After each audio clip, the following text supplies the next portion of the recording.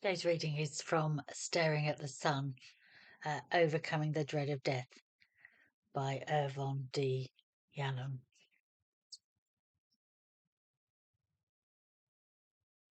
At my father's funeral, I was not so cool-headed. I've been told that when the time came for me to throw the first shovel of dirt onto the coffin, I almost fainted and would have fallen into the open grave had not one of my relatives caught me. My mother lived much longer, dying at 93.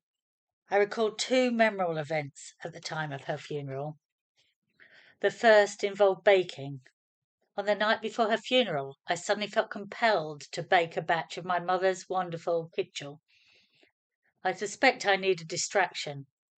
Besides baking kitchel with my mother was a joyful memory, and I think I wanted a little more of her.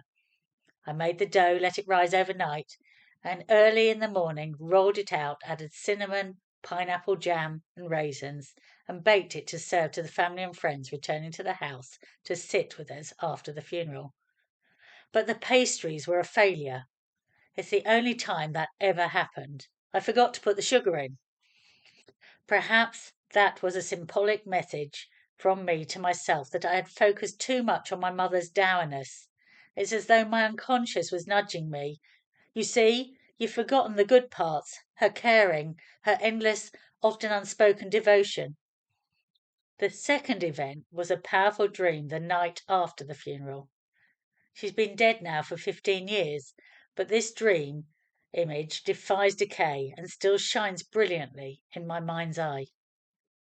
I hear my mother screeching my name. I hurry down the path to my childhood home, open the front door, and there facing me, sitting on the stairway, row above row, are all the members of our extended family, all already dead. My mother, the last leaf, had outlived everyone in her community. As I look at those sweet faces on the stairs, I see my Aunt Minnie sitting in the very centre. She's vibrating like a bumblebee, moving so quickly her features are blurred. Now, my Aunt Minnie had died a few months earlier. Her death had absolutely horrified me.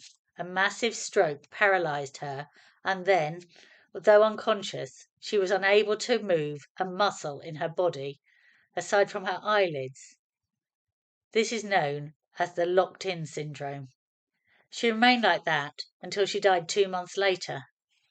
But there she was in the dream, front and centre, and moving frenetically.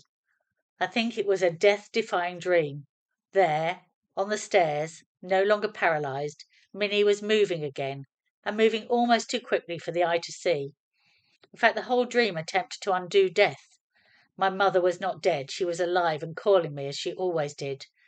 And then I saw all the dead of my family, sitting on the stairs, smiling, showing me that they were still alive. I think, too, that there is another message, a remember me message. My mother called my name to tell me, remember all of us, and don't let us perish. And so I have. The phrase remember me always moves me.